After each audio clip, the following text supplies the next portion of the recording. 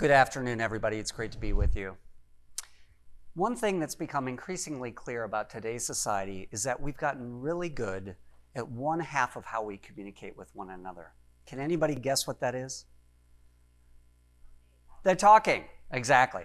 Our society can be defined like a 24/7 one-way broadcast of our thoughts and opinions using electronic means to all of us around us. And it's easy after all. Let's think about some of the statistics. We have over 6 billion, with a B, smartphones in use today. That's almost as many humans as we have on the planet. In addition to that, we have 2 billion computers and other kind of hardware platforms helping us communicate. In addition to that, we have countless social media networking sites, IM, text, email, forums, all helping us dialogue with one another. Now, amplifying all of this, of course, is our own behavior. We have the constant likes and tweets and reshares and comments that we share with one another, giving us almost a dopamine-like high. There's one central problem with all this. We're not really communicating with one another. Because to communicate, we need the other half of what we just referenced, and that's listening. And to listen, we need to be open. We need to be curious. We need to practice what the Buddhists would call the beginner's mind. But rather, what we do instead is just the opposite. We perform a point-counterpoint kind of debate with one another, trying to show how smart we are, show how knowledgeable we are. For those of us that are musicians, much like myself, we would call this like cacophony. In short, we have to unlearn this one-way style of broadcasting our thoughts and opinions and stop shouting at each other from different stages. In my experience, formerly as a corporate executive working in everything from startups to Fortune 500s, and now as an executive coach, I've literally sat through thousands of meetings. And interestingly, what I've observed is that the most effective leaders almost counterintuitively ask the most questions, talk the least, and are the most curious. And in so doing, have the greatest impact in the room. Whereas the other types of leaders, the least effective leaders, actually talk the most, trying to prove how smart they are. And in so doing, create a disconnection. It's like listening to a piece of music with mismatched or dissonant parts. Now, one of my musical heroes, Jimi Hendrix, the guitar player, over 60 years ago spoke on this very topic. And he said, "Knowledge speaks, but wisdom listens." Now think about that. Knowledge speaks, but wisdom listens. He's referencing what has really transformed our society. We've become a society really focused on being the smart one, the knowledgeable one, the one that's always got the answers, rather than perhaps the other side, which is true wisdom, the one who listens. So Jimmy would ask us in our next conversation later today or tonight, are we going to be the one talking at the other person, or the one perhaps displaying true wisdom by listening and forming a deeper connection? Now, interestingly, there's some really powerful empirical research that backs up exactly what Jimmy mentioned. Harvard Business Review did a study not long ago where they took a look at the most effective organizations. And they found that those most effective organizations had one common trait. Their leaders were powerful listeners. In another study HBR did, they paired talkers with listeners. And interestingly, the talkers that were paired with the best listeners themselves felt greater sense of purpose, clarity, and lower anxiety compared to when they were paired with distracted listeners. So if we start to see the power that great listening can have on us individually, on our teams and our organizations, I started to ask myself, how do we all become better listeners? If the best leaders are the best listeners, how can I become a better listener? So I examined my own journey, and that took me back some 40 years. And I thought about it. One very powerful moment in my life some 40 years ago was learning to play my first musical instrument. And then it hit me. Because for those of us that are musicians, the very first lesson and the very first example has nothing to do with playing a single note. It's how to listen. It's ear training. And with that, I'd love to share what I have found to be a transformative model of how we can all learn to listen like musicians, even for those who are not. The first step in becoming a true deep listener is listening at what we call level 1. Now, with level 1, we start to tune in and listen to our own sound. Now, some 40 years ago when I was starting my first instrument, the trumpet, this was a great process. I started listening to the pitches, how high or low my instrument was, and the impact that made. I listened to the volume, how loud or soft my instrument was, or listened to the tempo, how fast or slow I was. And through all of this experimentation, I started to develop my own sound. And I'd like to give you a quick example using my other instrument, the guitar, of what this can be like.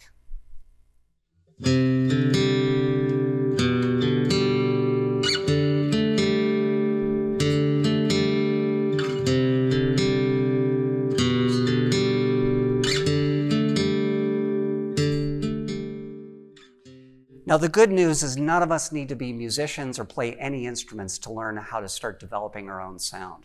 The invitation is that all of us as leaders, and we're all leaders, can start to develop our own sound through listening first to our values. What do we believe? Listening to our internal mission. Why are we here? Why do we exist? And finally, listening inside to our vision, the kind of impact we want to have. Now, listening at level 1 with our own sound is important, but it's not sufficient. To do that, we have to keep moving forward, and that takes us to level 2. Level 1, we've listened to our own sound. Level 2, we start to tune in to those around us. Now, musically, this is a blast. Take a pair of musicians, say a jazz trumpet player, maybe paired with a jazz bass player. They're a duet. Now, musically, they practice listening all the time through a great exercise we call call and response, where one musician will play a short phrase and the other musician will play back what they heard very carefully, but then build on it. Now, here's an example building on what I just showed you with call and response. You're going to hear a guitar and then a piano.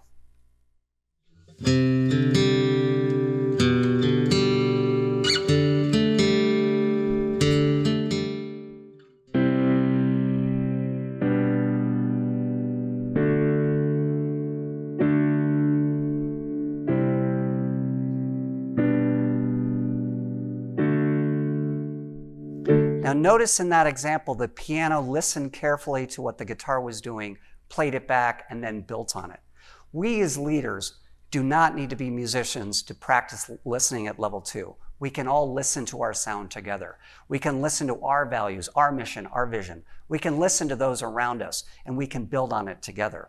Now here's the trap that many of us get stuck in at level 2. Many of us say, oh, Stephen, look, I'm a great listener. When I'm talking to somebody, I've got my mouth shut, I'm nodding my head, I'm doing some ahas. That's not true listening. That's what we call listen with the intent to respond, where we're quiet, but we're simply cueing, ready to tell the other person what we think. True leaders listening at level 2 are present with the other person and building. So rather than a yes, but, they're doing a yes, and. So we've talked about level 1, we've talked about level 2. The final step, and arguably the most important step as learning to listen like a musician, is what we call listening at level 3. Level 1, we've developed our own sound. Level 2, we've tuned into others. Level 3, we take it to the final level and we start to listen to the room that we're in and the impact that we want to make. Now, musically, this is fabulous. For any of you that have heard a jazz quartet or maybe a symphony orchestra, you'll notice the impact of how all the instruments come together and start to resonate with the audience and in the room. Here's a quick example based on the first two where we talk about listening with impact. It took me years to notice how you listen close, you're listening now. So in that simple musical example, you've got all levels. You've got the instruments listening to their own sound. They're all listening to each other to perform together, and they're starting to really listen for impact. My invitation to all of you is that all of you can learn to listen like a musician. Think about your own sound, tune into others, and listen for impact. And with all of that, I'd like to close today with a quote from one of my very famous mentors as well, the legendary jazz trumpet player Miles Davis, who said, "It's not the notes you play, rather than it's the notes you don't play that have the greatest impact." Thank you.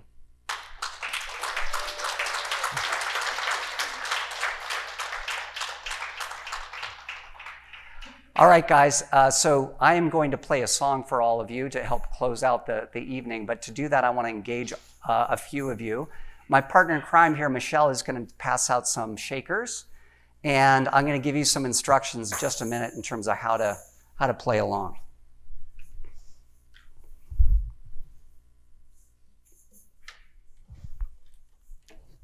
Want to make this interactive.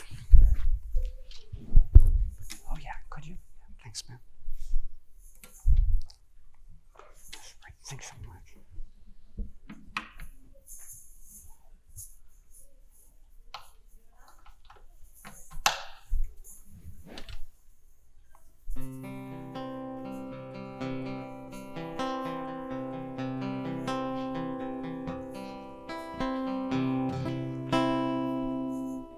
All right, so here's what I'd love to do. This is a song about listening, and much like what we just talked about, I'd love for all of you who have shakers, just start listening to me a little bit and start shaking along. There's no right way to do this. And then as we start to play together, I want you to just listen around you to your other performers. And listen for the impact.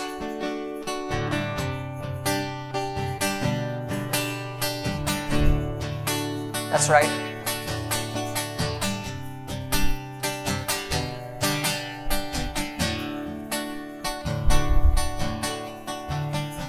It took me years to notice how you're listening close, you're listening now.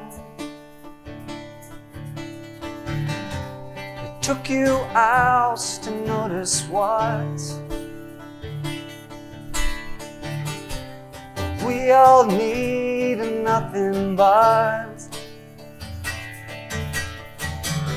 And so I sing this gift to you.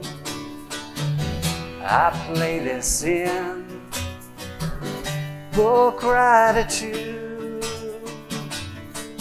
Keep playing.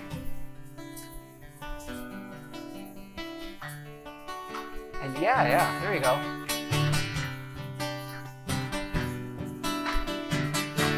Yeah. I wish that I could hear like you, feeling all like you do, giving love to all around. Such a beautiful sound. And so I sing this gift to you. I play this in for gratitude. You guys are great. Thank you for listening to me. Thank you for hearing what I need. And I thank you for listening to me. Thank you for giving what I need. And I bring it down.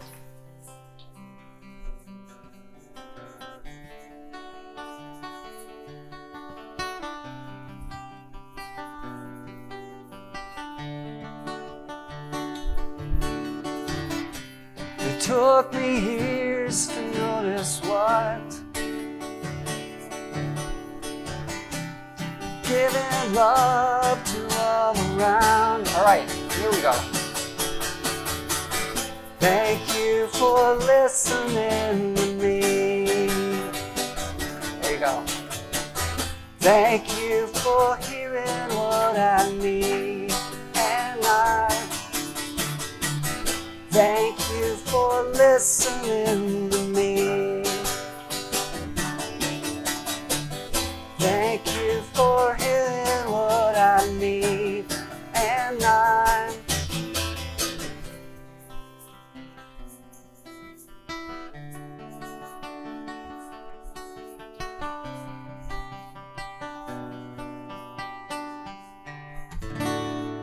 great job, everyone. Cheers.